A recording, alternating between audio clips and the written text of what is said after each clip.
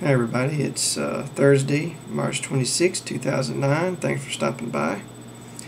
Last week was the 6th anniversary of the beginning of the Iraq War.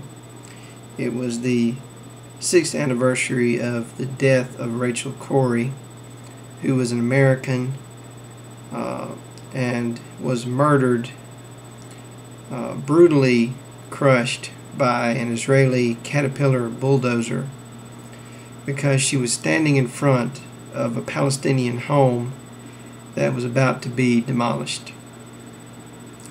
And we'll never forget Rachel Corrie, those of us who know the truth and know what she stood for and what she died for.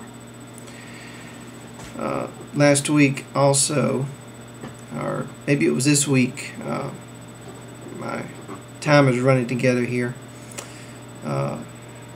The beginning of this week, there was a man, an American, who was shot in the head in the West Bank with a new type of high velocity tear gas projectile. He was part of a peaceful protest in the West Bank. It was a protest of the apartheid wall that Israel is constructing to wall off the Palestinians from their land. Anyway, he was part of this peaceful protest. The protest was winding down. People were leaving. He was one of the few people that was actually left milling around, getting ready to leave. And the IDF suddenly approached them and fired at him directly at his head from a close range and hit him in the head with this tear gas projectile, and it was a very bad injury. It crushed his skull, crushed one of his eye sockets, and when they hit him, I saw the picture right after they hit him. He was covered in blood. He looked like he was dead. Really bad. It looked really bad.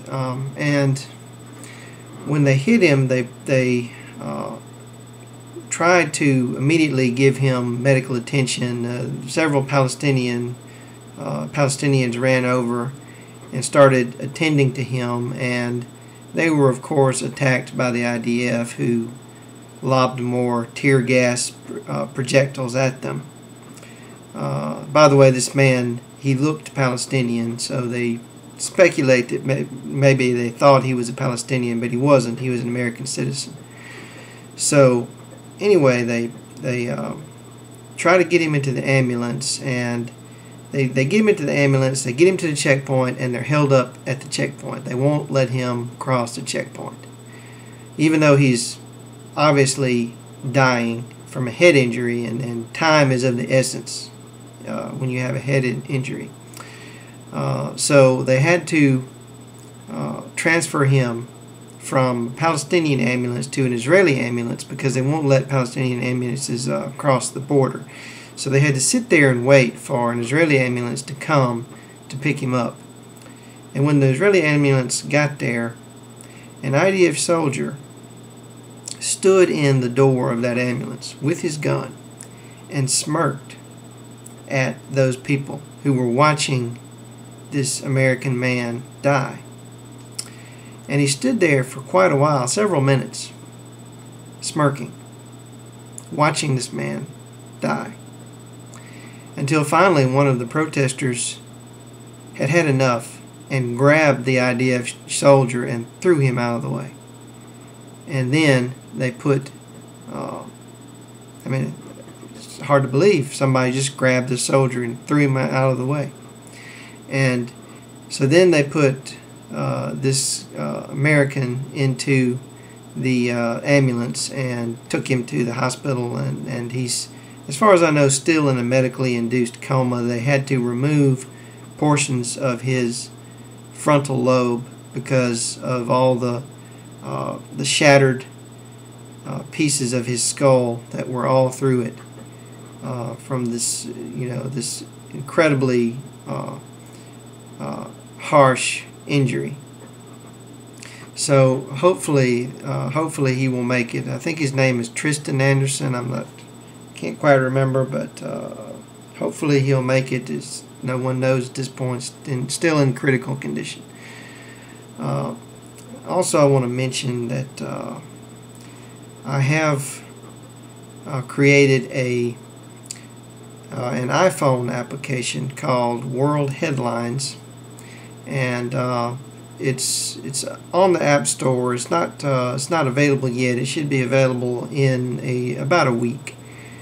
So if you go to the App Store, if you have an iPhone, you can go to the App Store and type in World Headlines, and it will come right up. And you can buy it if you want it. It's like 99 cents. But what it does is it's an RSS reader, so it gets headlines from certain news sites every day, and you can look at the headlines from those news agencies. The biggest one is Press TV. I really like Press TV because, of course, that's where George Galloway has his shows. And Press TV, they seem to have a really good handle on, the situation in Palestine. They know what's going on. They're not biased, and they seem to be an actual news organization, unlike the BBC or CNN or Fox News or any of these other places that we get our news from.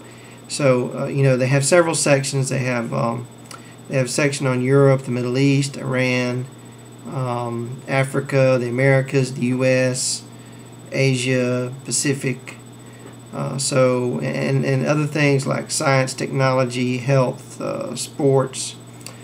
So that's really big. That's the first one. And then after that, there's the Real News Network. They have a few headlines. Not great yet, but hopefully they'll get better. I have Amy Goodman's Democracy Now! Blog on there. I also put Mother Jones because they're a progressive website. I don't know that much about Mother Jones yet, but they seem like they might be worth a try.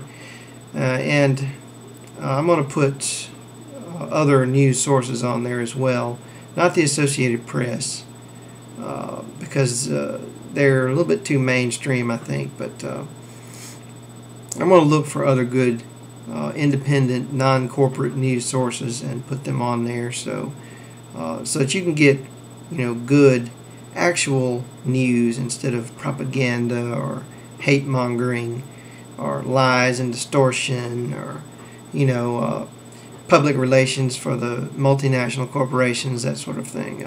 So check that out. And the last thing I want to say is just don't forget about the Palestinian people. Don't forget about Gaza. They're still starving in Gaza. They're still dying in Gaza because they elected the wrong people to lead them, people that we didn't want.